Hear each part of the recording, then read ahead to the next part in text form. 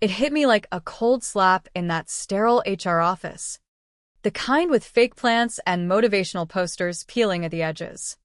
Sarah from HR, all prim in her power suit, leaned back in her swivel chair, crossed her arms, and delivered the line that cracked something deep inside me. "You're lucky we tolerate you here." Tolerate. Like I was some stray cat they'd let in out of pity. I'd been with Apex Dynamics for 8 years, grinding through startups turning into mid-tier players, pulling all-nighters to close deals that kept the lights on. I'd mentored the fresh-faced kids who now strutted around like they owned the place. And my client list?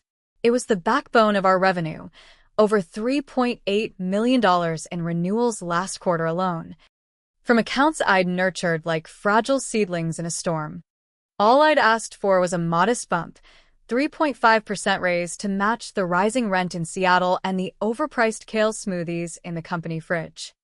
I'd come prepared, binder in hand, spreadsheets showing my retention rates at 92%, emails from clients singing my praises, even a timeline of how I'd turned around that floundering tech partnership with Innovatech.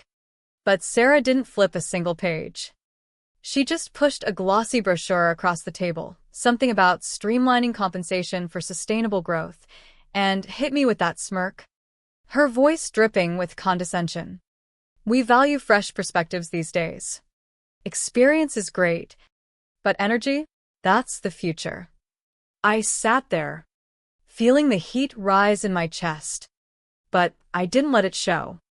No raised voice. No dramatic exit. I just nodded, forced a tight smile, and said, "Understood. Thanks for the feedback." Walking out, my heels clicking on the linoleum, I passed the break room where the new interns were laughing over viral memes on their phones. The air felt thicker, like the walls were closing in. Back at my desk, I stared at my screen, the cursor blinking mockingly on an unfinished report. Something had shifted, not anger yet, just a quiet awakening. The company-wide email from the CEO had just gone out, patting everyone on the back for our record Q4. But my name? Nowhere in sight. They credited team synergy and innovative approaches, code for the Gen Z hires who thought TikTok trends could replace actual relationship building. That night, in my cramped apartment overlooking the Puget Sound, I poured a glass of Cabernet and opened my laptop. Not the work one. My personal. I dusted off my resume, adding bullet points I'd long forgotten, led client recovery initiatives resulting in 15% revenue growth, trained cross-functional teams on negotiation tactics. It wasn't rage fueling me, it was clarity. I'd been the glue holding things together, fixing messes left by flashy sales guys who chased commissions like kids after candy. And now, tolerated. Fine. Let them see what happens when the glue dissolves. I didn't quit right away. No, that would be too impulsive, too emotional. Instead, I started listening closer on calls, noting the subtle frustrations in clients' voices, the sighs when a junior rep fumbled a question, the hesitations when timelines slipped.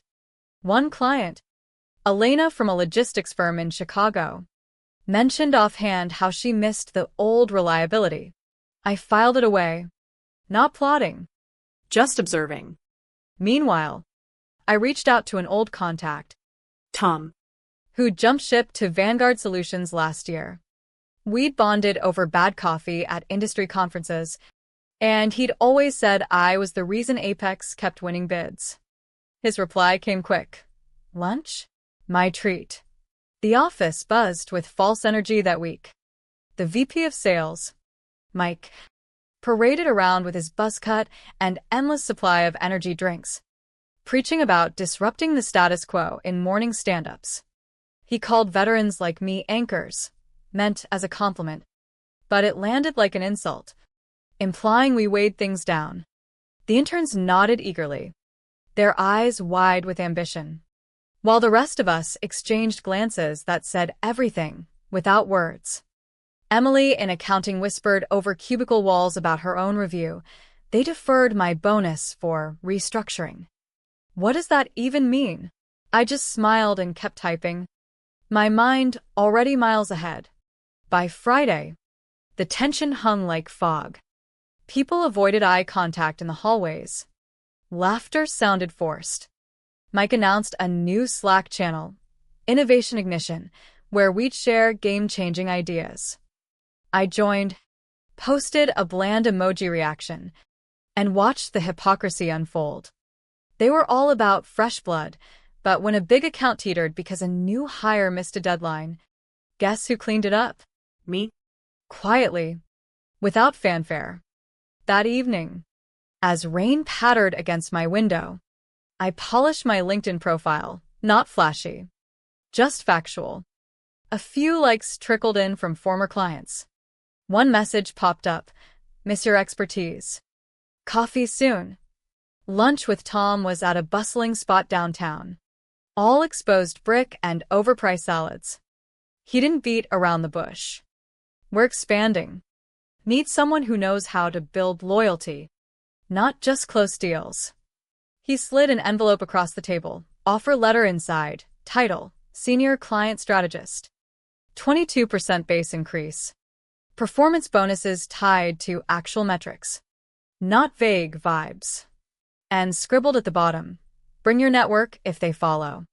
My heart thumped, not from excitement, but from possibility. Not poaching, just opportunity. Tom leaned in, his voice low. Apex never appreciated you. We will. I didn't accept on the spot. Need to think, I said, folding the paper carefully. But walking back to the office, the city noise fading into a hum, I felt the first stir of power. They tolerated me? I'd show them indispensable. The following week dragged like a bad dream. But I played my part flawlessly. Smiled at Mike's pep talks. Nodded during team huddles where he raved about millennial momentum like it was a religion. Behind the scenes, I documented everything, client preferences, workaround hacks for our glitchy CRM, the little tricks that turned complaints into renewals. Labeled it Transition Guide, innocuous enough to seem helpful. But it was my insurance policy. A map of the minefield they'd step into without me. Clients started dropping hints on calls. Haven't heard from the new coordinator in days, one said. His tone edged with frustration. Another asked why onboarding felt scattered. I empathized without committing. I'll note that. No promises. No fixes. That wasn't my role anymore. At home, I'd sip tea and scroll through contacts. Sending casual check-ins. How's the quarter shaping up? Replies poured in. Warm. Nostalgic. Things aren't the same without your touch. I met Tom again. This time for coffee in a quiet cafe. I'm in, I whispered. Signing the offer. Start date. 4 weeks out. No non-compete clause at Apex. Thank God for that oversight. Tom grinned. Welcome aboard. And remember, we're here for the long game.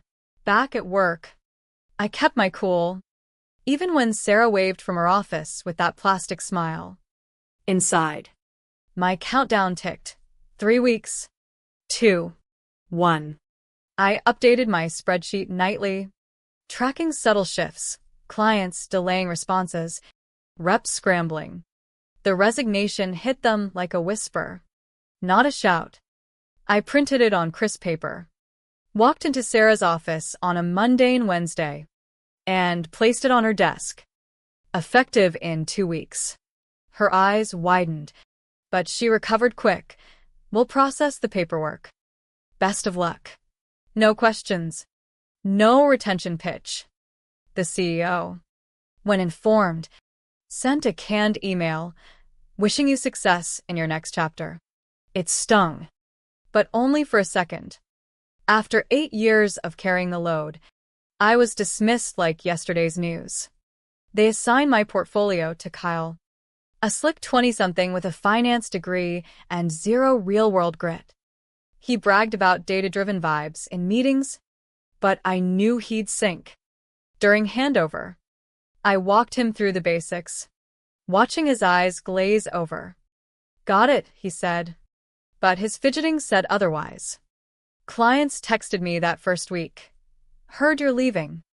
Everything okay?" I replied neutrally, excited for new opportunities. No solicitation, just openness. By day 5 post-resignation, the cracks showed. A major account, biologics, escalated an issue missed milestone. Kyle's email chain, which he forgot to BCC me on, was a mess of excuses. I didn't interfere. My notice period was for wrapping up, not saving them. At night, I'd unwind with a book, feeling the tension uncoil. Vanguard's onboarding packet arrived. Health benefits that actually covered therapy. Flexible hours. It felt like breathing fresh air after years in a stuffy room. My last day was anticlimactic. Cleaned my desk, left the branded mug, took my succulent plant. As the elevator doors closed, I glanced back at the dim office, half empty. Morale deflated. Mike's Thought Leader Thursday Slack was silent. I stepped into the rainy street. Free. The first week at Vanguard was a revelation. No micromanaging. Actual resources. Tom introduced me to the team. "This is the one who turns clients into family." I dove in, rebuilding processes from scratch. Meanwhile, whispers from old colleagues trickled in. "Kyle's drowning." One client, Marcus from a fintech startup, called personally. "We're stalling renewal. Miss your steadiness." I listened, then gently. "I'm at Vanguard now. Happy to chat if it helps." It wasn't revenge. It was natural selection. Trust I'd built over years, pulled like gravity. No hard sells, just availability. By week 2, 3 clients inquired about switching. Better alignment. Vanguard's legal vetted it all. Clean. Voluntary. Signatures rolled in quietly. Each one a quiet vindication. Back at Apex, panic brewed. Mike's emails turned frantic. "Team, let's double down on relationships." Too late. Sarah messaged me. "Quick check-in, any insights on biologics?" I ignored it. The COO followed up. "Your departure's causing ripples. Let's discuss." No thanks. I'd moved on. Momentum built like a slow wave, gathering force. At Vanguard, my days filled with meaningful work, custom strategies, real collaboration. Clients migrated seamlessly, for by month's end, citing continuity and expertise. Each transition was meticulous, no dropped balls, just smooth handoffs. Tom patted my back. "You're rewriting our playbook." Apex unraveled in snippets from mutual contacts. Kyle resigned, citing personal growth, code for overwhelm. Mike's LinkedIn post screamed desperation, embracing challenges for epic comebacks. Comments were sparse. One client accidentally CC'd me on a complaint. "Service has tanked." I forwarded it to Vanguard's team, where it became ammo for ethical outreach. I didn't gloat. Evenings, I'd walk along the waterfront, phone buzzing with grateful messages. "Thanks for the template, saved us weeks." It was about value, not vengeance. But the scales tipped hard. Apex's Q1 report leaked via industry chatter, 38% revenue dip. All from my old accounts. The board scrambled. Consultants swooped in. Sarah's second message: "We need to address potential conflicts." Ignored. The CEO himself: "This isn't right." But legally? Ironclad. No clauses bound me. Clients chose freely, drawn to proven care. Vanguard's growth exploded. My team expanded. I trained them properly. No shortcuts. One night, over scotch with Tom, "You didn't just join us, you elevated us." I felt seen, Finally, Apex's implosion peaked with layoffs, 15% staff cut, including fresh hires. Try. A solid rep messaged, "They're pointing fingers at you." No emotion stirred. It was their harvest. The boardroom at Vanguard hummed with quiet intensity as Tom laid out the folder.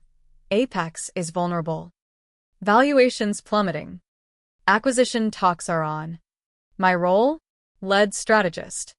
Numbers danced, ugly for them. Golden for us. I nodded. Let's do it right. Months blurred into due diligence, poring over Apex's books. Spotting the rot I'd known intimately. Clients we'd absorbed thrived. Others eyed the shift. Apex's CEO resigned amid scandal, mismanagement whispers. Mike followed. His resilience posts vanishing. I walked into negotiations composed. The tolerated one now at the helm. Handshake sealed it. Vanguard absorbed Apex's remnants. Rebranding under our umbrella. I oversaw integration. Ensuring fairness, no grudges. Sarah landed a junior role elsewhere. We crossed paths at a conference. Her eyes widened. You? I smiled. Life moves on. The new office overlooked the city lights. My desk holding a framed metric sheet. The pivot. Title, Director of Strategic Integration. Pouring whiskey. I reflected, not on revenge, but recognition. Apex's fall wasn't my doing. It was their blindness. Now. Building anew? I wondered. How many others are tolerated? Waiting for their moment? The question lingered. A quiet echo in the night.